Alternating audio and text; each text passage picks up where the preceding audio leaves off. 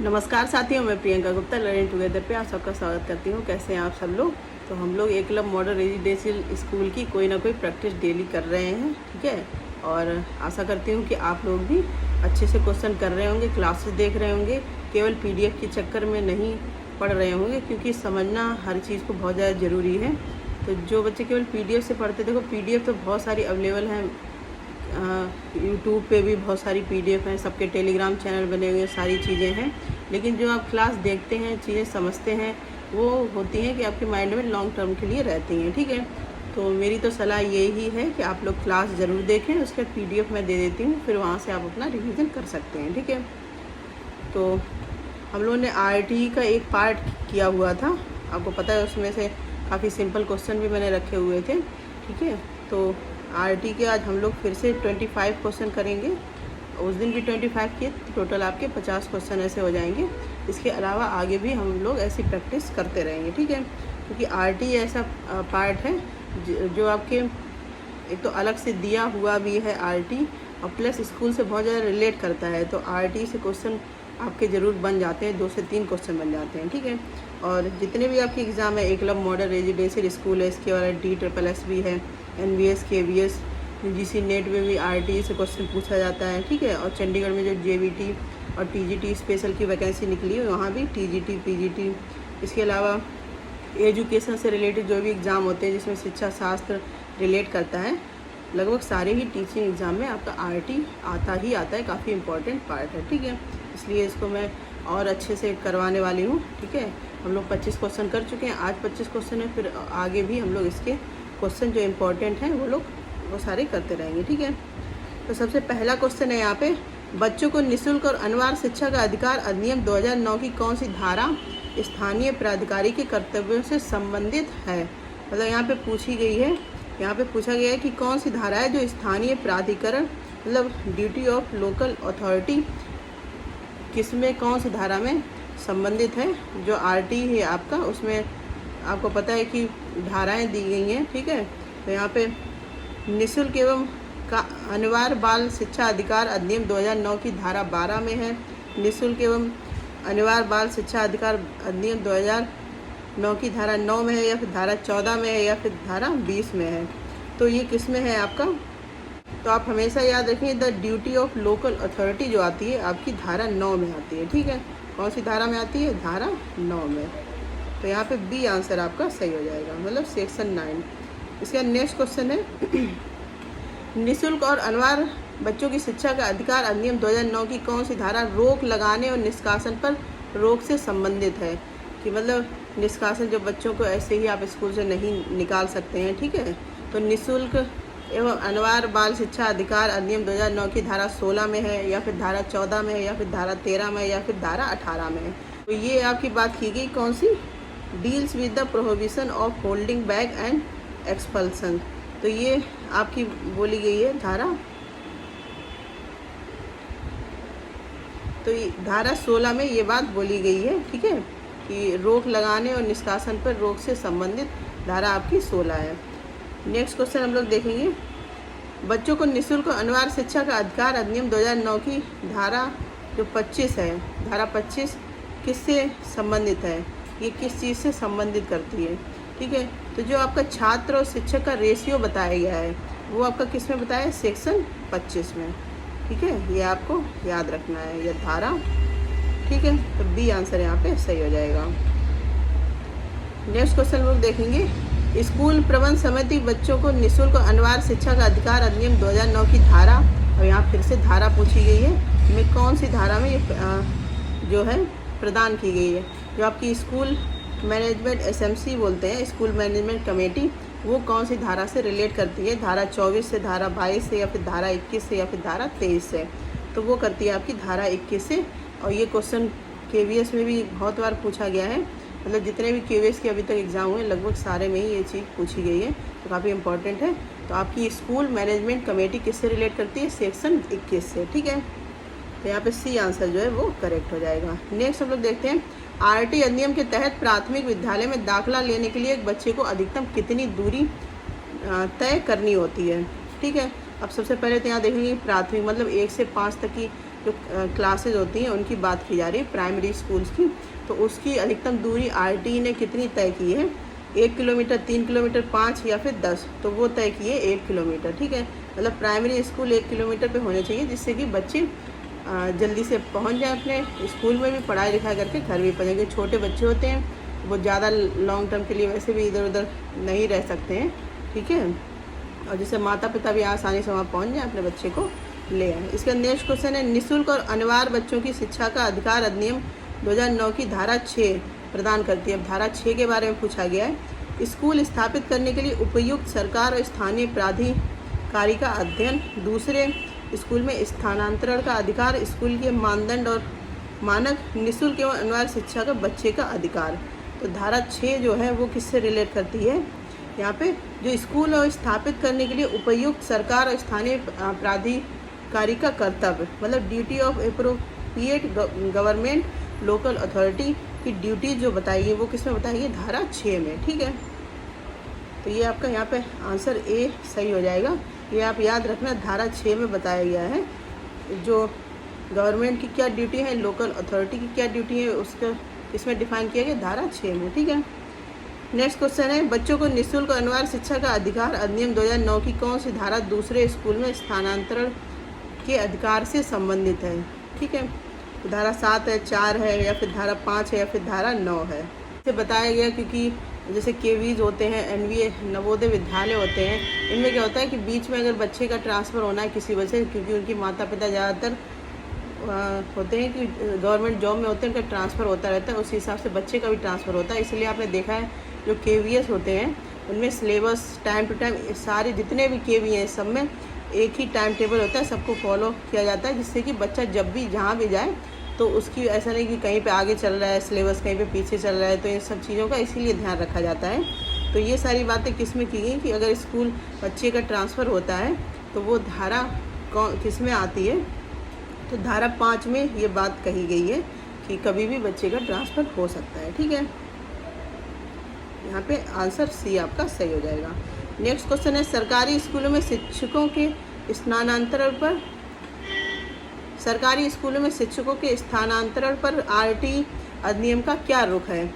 ये मनमाने ढंग से शिक्षक स्थानांतरण की अनुमति देता है, ठीक है। ये शिक्षकों के स्थानांतरण पर रोक लगाता है। ये शिक्षक स्थानांतरण के लिए एक पारदर्शी और तर्कसंगत प्रक्रिया को अनिवार्य बनाता है। ये निर्णय अलग अलग स्कूलों पर छोड़ देता है। तो यहाँ पे सी आंसर आपका सही हो जाएगा कि मतलब पूरी ट्रांसपेरेंसी और रेशनल प्रोसेस के द्वारा ही टीचर का ट्रांसफ़र होता है, ठीक है। तो सी ऑप्शन आपका सही हो जाएगा। नेक्स्ट क्वेश्चन है, विकलांग बच्चों के लिए स्कूल के बुनियादी ढांचे और सुविधाओं पर आरटी अधिनियम की क्या रुख है? मतलब विकलांग बच्चों के लिए आरटी ने क्या प्रावधान रखे हुए हैं? इसमें विकलांग बच्चों के संबंध में कोई प्रावधान नहीं है। ये विकलांग बच्चों के विशेष स्कूलों को अनिवार्य बनाता है, तो मतलब विकलांग बच्चे हैं तो उनके लिए अलग से ही स्कूल खोले जाएं। ये विकलांग बच्चों के लिए सुलभ बुनियादी ढांचे और सुविधाओं को अनिवार्य बनाता है। ये विकलांग बच्चों के प्रवेश को हतोत्साहित करता है। तो यहाँ पे सी आंसर जो है वो करेक्ट हो जाएगा, ठीक है। नेक्स्ट क्वेश्चन हम लोग देखते हैं, आरटी 1/2009 के तहत प्राथमिक विद्यालय की दूरी कितनी होनी चाहिए? ये अभी क्वेश्चन घुमा के भी पूछा गया था और फिर से यहाँ पे डायरेक्ट पूछा गया है। तो प्राथमिक विद्यालय की कितनी? 1 किलोमीटर दूरी होनी चाहिए, ठीक है। आंसर ए सही हो जाएगा यहाँ पे। नेक्स्ट क्वेश्चन है, सामाजिक न्याय और शिक्षा में समानता को बढ़ावा देने पर आरटी का क्या रुख है? इसमें सामाजिक न्याय और समानता के संबंध में कोई प्रावधान नहीं है। ये शिक्षा में भेदभाव को बढ़ावा देता है। यह सामाजिक न्याय और समानता को बढ़ावा देने का आदेश देता है। यह जाति धर्म के आधार पर छात्रों के अलगाव को अनिवार्य करता है। ये तो बिल्कुल भी नहीं है, ठीक है। यहाँ भी सी ऑप्शन आपका करेक्ट हो जाएगा। नेक्स्ट क्वेश्चन हम लोग देखेंगे, स्कूल प्रशासन में माता पिता की भूमिका पे आरटी का क्या रुख है? जो एसएमसी आपकी होती है स्कूल मैनेजमेंट कमेटी, उसमें पूछा गया है। ये स्कूल प्रशासन में माता पिता की भागीदारी को हतोत्साहित करता है। ये माता पिता की भागीदारी को प्रोत्साहित करता है। स्कूल प्रबंध समितियों के गठन को अनिवार्य बनाता है। ये स्कूल प्रशासन में माता पिता की भागीदारी पर रोक लगाता है। इसमें माता पिता की भागीदारी के संबंध में कोई प्रावधान नहीं है, ठीक है। तो यहाँ पे बी ऑप्शन आपका सही है कि ये माता पिता की भागीदारी में काफ़ी योगदान देता है। जो एसएमसी स्कूल मैनेजमेंट कमेटी होती है उसमें भी आपको पता है कि 75% पेरेंट होते हैं, ठीक है। 25% स्कूल के अदर जो भी कम्युनिटी मेंबर हैं वो होते हैं, और 75 में भी जो 50% आपकी मतलब मम्मी लोग होती हैं, माताएं होती हैं, ठीक है। तो इस प्रकार से एसएमसी का पूरा रोल रहता है यहाँ पे। तो बी ऑप्शन आपका यहाँ पे सही हो जाएगा। नेक्स्ट क्वेश्चन हम लोग देखेंगे, स्कूलों के बच्चों के निष्कासन पर आरटीई अधिनियम का क्या रुख है। मतलब स्कूल से अगर बच्चे निकाल लिए जाते हैं तो उसका क्या रुख है। ये स्कूलों को किसी भी कारण से बच्चों को निष्कासित करने की अनुमति देता है। मतलब कोई भी कारण है तो बच्चों को स्कूल से निकाल दो। ये स्कूलों से बच्चों के निष्कासन पर रोक लगाता है। ये निर्णय अलग अलग स्कूलों पे छोड़ देता है। ये खराब प्रदर्शन करने वाले बच्चों के निष्कासन को प्रोत्साहित करता है। तो ये स्कूलों से बच्चों के निष्कासन पर रोक लगाता है कि मतलब स्कूल से आप बच्चों को निकाल नहीं सकते हैं, चाहे कैसा भी बच्चा हो उसको उस तरीके से डील करो, लेकिन स्कूल से निकालने का कोई प्रावधान नहीं है, ठीक है। तो बी ऑप्शन यहाँ पे सही हो जाएगा। आवश्यक दस्तावेज या उम्र के प्रमाण के बिना बच्चे के प्रवेश पे आरटीई अधिनियम का क्या रोक है। मतलब कि ज़रूरी डॉक्यूमेंट होने चाहिए, एज भी होनी चाहिए, सब कुछ पूरा क्राइटेरिया फिक्स होना चाहिए तभी एडमिशन मिलेगा। ऐसा आरटीई बोलता है कि नहीं बोलता है, हम लोग यहाँ पे देखेंगे। इसमें स्कूलों को बिना किसी दस्तावेज के बच्चों को प्रवेश देना होगा। ये आवश्यक दस्तावेज के बिना बच्चों के प्रवेश पर प्रतिबंध लगाता है। ये निर्णय अलग अलग स्कूलों पर छोड़ देता है। यह स्कूलों को दस्तावेजीकरण के लिए अतिरिक्त शुल्क के लिए प्रोत्साहित करता है। तो इसमें स्कूलों को बिना किसी डॉक्यूमेंट के बच्चे का एडमिशन लेने का प्रावधान है, ठीक है। आप बच्चे का एडमिशन लेंगे, आरटीई ऐसा कहता है, ठीक है। नेक्स्ट है बच्चों को निःशुल्क और अनिवार्य शिक्षा का अधिकार अधिनियम 2009 की धारा 12 से संबंधित है। मतलब जो सेक्शन आपकी सेक्शन 12 है, ठीक है, धारा 12, तो वो किससे रिलेट करता है। मुफ्त और अनिवार्य शिक्षा के लिए स्कूल की जिम्मेदारी की सीमा, स्कूल प्रबंधन समिति, पाठ्यक्रम और मूल्यांकन प्रक्रिया, नियम बनाने की समुचित सरकार की शक्ति। तो ये धारा जो 12 है, सेक्शन आपका 12, मुफ्त और अनिवार्य शिक्षा के लिए स्कूल की जिम्मेदारी की सीमा को बताता है, ठीक है। ए ऑप्शन यहाँ पे सही हो जाएगा। नेक्स्ट हम लोग देखेंगे, स्कूलों को बंद करने पर आरटीई अधिनियम का क्या रुख है। ये ग्रामीण क्षेत्रों में स्कूलों को बंद करने को प्रोत्साहित करता है। ये सरकारी स्कूलों को बंद करने का आदेश देता है। यह एक निर्दिष्ट दायरे में स्कूलों को बंद करने पर रोक लगाता है। ये निर्णय अलग अलग स्कूलों पर छोड़ देता है। तो यहाँ पे सी हो जाएगा। मतलब अगर कुछ ऐसा होता है कि जो भी नियम कानून बनाए हैं स्कूल को लेके, उसमें से ज़्यादा ऐसा है कि बिल्कुल असहनीय या फिर ज़्यादा ही गंभीर समस्या है, तो स्कूल को बंद किया जा सकता है। अदरवाइज फाइन वगैरह भी रखे गए हैं, ठीक है। तो आरटीई स्कूलों पे ऐसे पूरी निगरानी रखता है। यहाँ पे सी ऑप्शन आपका सही हो जाएगा। नेक्स्ट क्वेश्चन हम लोग देखेंगे, स्कूल प्रबंधन में स्थानीय अधिकारियों की भागीदारी पे आरटीई अधिनियम का क्या रुख रहता है। कि मतलब जो स्थानीय अधिकारी हैं, लोकल एरिया के जो भी आपके अथॉरिटी होती है या फिर और भी अधिकारी लोग होते हैं, उनका क्या स्कूल प्रबंधन में रोल रहता है, इस बारे में पूछा गया है। ये स्थानीय अधिकारियों की भागीदारी को हतोत्साहित करता है। भागीदारी को हतोत्साहित ये स्थानीय अधिकारियों की भागीदारी को हतोत्साहित करता है। ये स्थानीय अधिकारियों की भागीदारी को अनिवार्य करता है। ये स्थानीय अधिकारियों की भागीदारी पर रोक लगाता है। इसमें स्थानीय अधिकारियों के संबंध में कोई प्रावधान नहीं है। तो ये स्थानीय जो अधिकारी होती है उनकी भी भागीदारी होती है, जो आपकी स्कूल मैनेजमेंट कमेटी होती है, जिसमें हम लोग 75% पेरेंट को लेते हैं, 25% अन्य होते हैं। तो अन्य में ही ये लोकल अथॉरिटी भी होती है, ठीक है। तो बी आंसर यहाँ पे आपका सही हो जाएगा। नेक्स्ट क्वेश्चन है, निःशुल्क अनिवार्य बाल शिक्षा का अधिकार अधिनियम 2009 की कौन सी धारा मान्यता प्रमाण पत्र प्राप्त करने के लिए बिना किसी भी स्कूल की स्थापना करने से संबंधित है। कि मतलब जो भी certificate of reorganisation, certificate of recognition से रिलेटेड है। मतलब स्कूल की मान्यता किस सेक्शन में बताई गई है, सीधा से यहाँ पे ये पूछा गया है। तो आपकी सेक्शन धारा 17 में बताया गया, धारा 18 में, धारा 14 में या फिर धारा 15 में। तो ये बताया जाता है धारा 18 में, ठीक है। जो भी स्कूल से संबंधित मान्यताएं हैं कौन कौन सी होनी चाहिए वो होती हैं आपकी धारा 18 में, मतलब ऑप्शन बी यहाँ पे जो है करेक्ट हो जाएगा। ठीक है, नेक्स्ट क्वेश्चन है बच्चों को निःशुल्क अनिवार्य शिक्षा का अधिकार अधिनियम 2009 की धारा 10 में क्या बताएगा, मतलब धारा 10 किससे संबंधित है?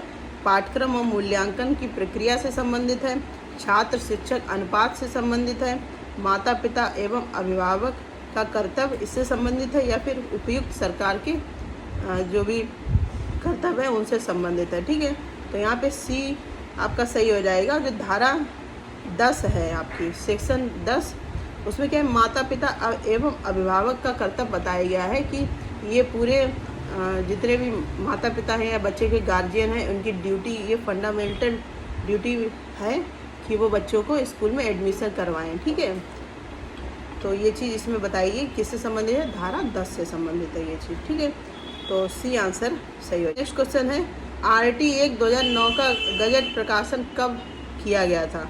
अब यहाँ पे देखो क्वेश्चन देखने की आवश्यकता है, नहीं तो बहुत सारे बच्चे कमेंट भी करने लगते हैं। यहाँ पे पूछा गया कि प्रकाशन कब किया गया था, यहाँ पे ये नहीं पूछा गया कि लागू कब किया गया था। ठीक है, तो ये चीज़ आपको बहुत अच्छे से ध्यान रखिए, इसमें बहुत सारे क्वेश्चन गड़बड़ भी हो जाते हैं। तो 1 अप्रैल 2009 को, 4 अगस्त 2009 को, 20 अगस्त यहाँ पे अगस्त है 2009 को, या फिर 26 अगस्त 2009 को।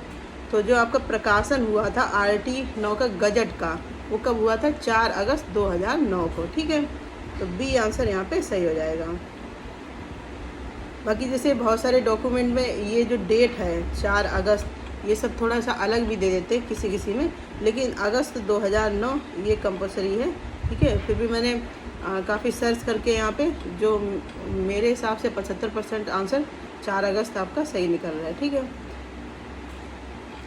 नेक्स्ट क्वेश्चन है 18 वर्ष से अधिक बालकों को निःशुल्क शिक्षा की बात कही गई है।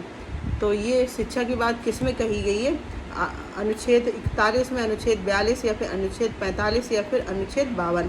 तो ये बात कही गई अनुच्छेद 45 में, मतलब आर्टिकल 45 में बोला गया है 18 साल से जो भी कम के बच्चे हैं उनके लिए निःशुल्क शिक्षा का प्रावधान किया जाए। ठीक है, तो सी आंसर सही हो जाएगा। इसके बाद नेक्स्ट क्वेश्चन है कक्षा 8 में 100 बच्चों से अधिक होने पर शिक्षक छात्र अनुपात निर्धारित किया गया है, मतलब क्लास 8। अब यहाँ पे आपका अपर जो सेकेंडरी लेवल है उसकी बात हो रही है यहाँ पे। तो अगर 100 से अधिक बच्चे हो जाते हैं, ठीक है, तो शिक्षक और छात्र का अनुपात कितना बताया गया? 1:30, 1:35, 1:10 या 1:25। तो ये बताया गया 1:35। ठीक है, नेक्स्ट क्वेश्चन है RT 1 2009 में अध्याय व धाराएं कितनी हैं? ठीक है, जो RT 1 आपका है ये मैंने क्लास में बहुत अच्छे से करवाया है। जिन लोगों ने क्लास नहीं देखी है तो इसकी पूरी प्रॉपर क्लास भी बनी हुई है, वो लोग देख सकते हैं। ठीक है, और मैं इस क्लास के साथ ही उसका लिंक भी प्रोवाइड करा दी, तो आप लोग देख सकते हैं। तो 10 और 38 मतलब अध्याय कितने हैं? 10 और 38। इसके बाद 7 व 2 हैं या फिर 7 व 38 हैं, या कोई नहीं, इनमें से कोई नहीं। तो 7 और 38 हैं आपके 7 चैप्टर हैं जिसको अध्याय भी बोलते हैं। ठीक है, इसका सेक्शन मतलब धाराएं कितनी हैं? 38 धाराएं हैं। ठीक है, तो यहाँ पे सी ऑप्शन जो है वो करेक्ट हो जाएगा। नेक्स्ट क्वेश्चन है राष्ट्रीय सलाहकार का गठन किया जाता है RT 1 2009 की किस धारा के तहत? मतलब national adviser is constituted by. तो यहाँ पे बताना है कि राष्ट्रीय सलाहकार जो नेशनल एडवाइजरी होता है आपका, उसका गठन किस धारा के अंतर्गत किया जाता है? 32, 33, 34 या फिर 35। तो नेशनल की अगर बात पूछी जाए नेशनल एडवाइज़र तो हम धारा 33 है आपकी। ठीक है, अगर पूछा जाए स्टेट एडवाइज़र, मतलब एक तो पूरा इंडिया लेवल पे पूछा जाएगा, इसके बाद आपके स्टेट के भी अलग अलग होते हैं, तो वो अगर पूछा जाए तो आप क्या बताएंगे? धारा 32। ठीक है, स्टेट एडवाइज़र अगर ये क्वेश्चन पूछा जाता है तो धारा 32 आप बताएंगे। ठीक है, समझ में आ गया? तो यहाँ पे आपका बी आंसर सही हो जाएगा, क्योंकि नेशनल है तो 33 हो गया, अगर स्टेट एडवाइज़र पूछा गया तो धारा 32। ठीक है, इसके बाद है बालक को तुरंत TC प्रदान की जाएगी किस धारा के तहत? मतलब बालक को अगर आवश्यकता है स्कूल ट्रांसफ़र की तो तुरंत उसको TC दी जाएगी, ये किस धारा में बोला गया है? तो 4 में बोला गया, 5 में, 12 में या फिर 25 में, तो ये बोला गया 5 में। तो बच्चे को तुरंत टीसी दी जाएगी बिना किसी रोक टोक या किसी भी वजह से। तो धारा 5 यहाँ पे बी आंसर आपका सही हो जाएगा। ठीक है, तो आज ज़्यादातर आपके क्वेश्चन थे जो धारा से रिलेटेड थे। आशा करती हूँ कि जो बच्चे कह रहे थे कि बहुत सरल क्वेश्चन थे पहले की क्लास में, तो उनको यहाँ पे थोड़े से अच्छे क्वेश्चन लगे होंगे। ठीक है, और सरल और सबका मिक्सअप ही मैं लेके आऊँगी, क्योंकि एग्ज़ाम में कैसे क्वेश्चन पूछ लेता है ये पता नहीं है ना। तो हम लोग सारे क्वेश्चन की प्रैक्टिस करके रखेंगे, जो भी पूछा जाता है तो आसानी से कर पाएंगे। आप लोग रिवीजन ज़रूर करते रहे। जितनी भी क्लासेस हो गई हैं, अगर नहीं देखी तो क्लासेस देख लें, सबकी प्लेलिस्ट बनी हुई है।